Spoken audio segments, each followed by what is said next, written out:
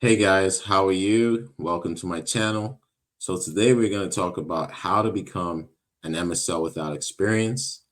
And we're going to focus on this video on a growth mindset.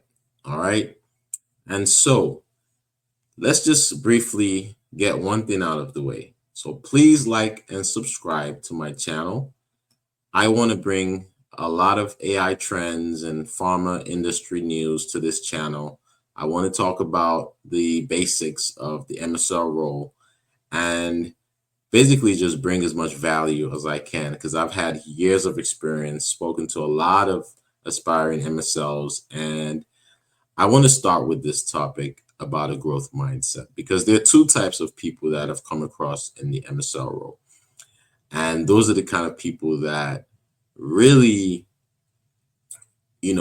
strive to be the best MSLs they can be and do everything they can to make an impact. And those are the people that really move the profession in the right direction. And so I also realized that when I speak to aspiring MSLs, one of the limitations for those who are struggling is this idea of having a fixed mindset versus a growth mindset.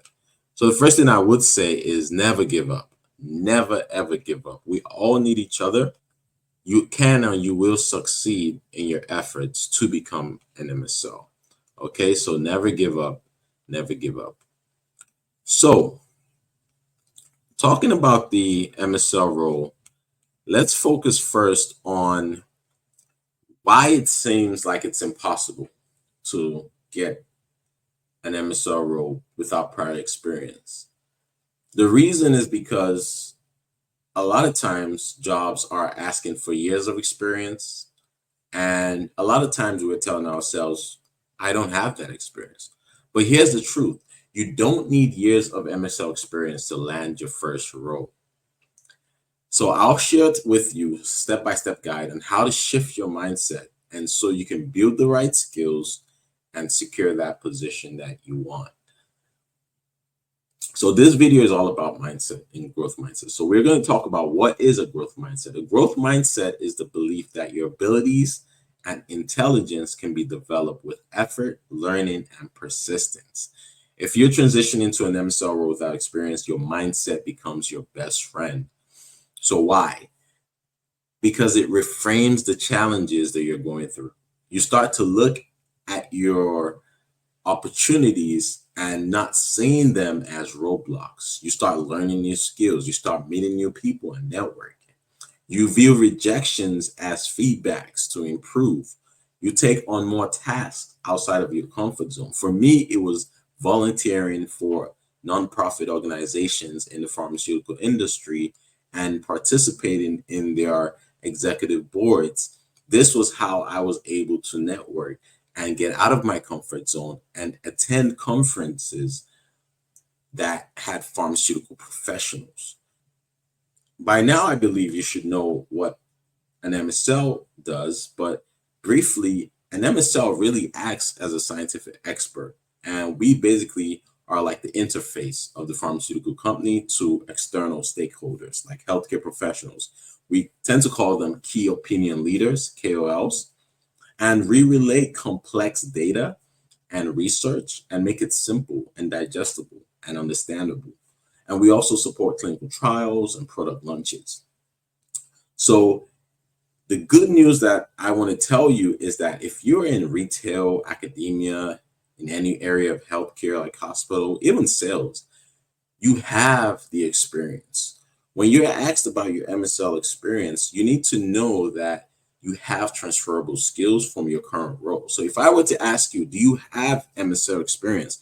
You need to start to think, what is my MSL experience? I may not have had an MSL role, but I have had MSL-like experiences. So for example, communication skills from teaching or presenting, your scientific knowledge, your degree, your research, your networking experience. And so make sure this is showing up on your resumes, do certificates, and also try to go to the resources that may be available to you online.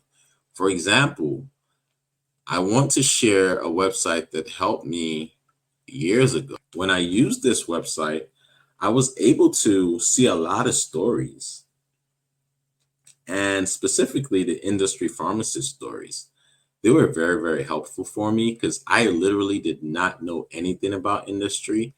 And reading these stories in detail and then reaching out to the people on here and talking to them about their stories was really helpful. So I recommend going to the tab news on the IPHO website. It's industrypharmacist.org.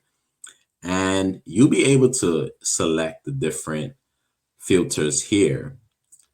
And another good thing about this website is that it's a lot of times this information is free. So when you click log in, you can create an account, and I believe you can create it without actually paying.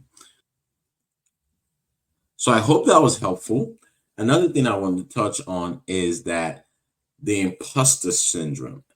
The truth is that the MSL rule is not about perfection. It's about progress and staying consistent in your effort.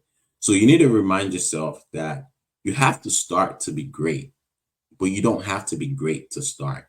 So don't fear rejection. Rejection comes to everyone. Even if you are currently an MSL, if you want to transition to a different department in the industry, or you want to even get another role, you may get rejected. So rejection should be treated as a redirection. Every interview is a chance to improve and to refine your approach. Breaking into the MSL role without experience is absolutely possible. If you adopt a growth mindset, focus on your transferable skills, and commit to learning and networking, start small, stay consistent, and remember, the path to success begins with your belief in your ability to grow. So thank you for listening. If you found this helpful, make sure to subscribe and like, and also stay tuned for more exciting trends, news, and tips for you on my channel. Take care.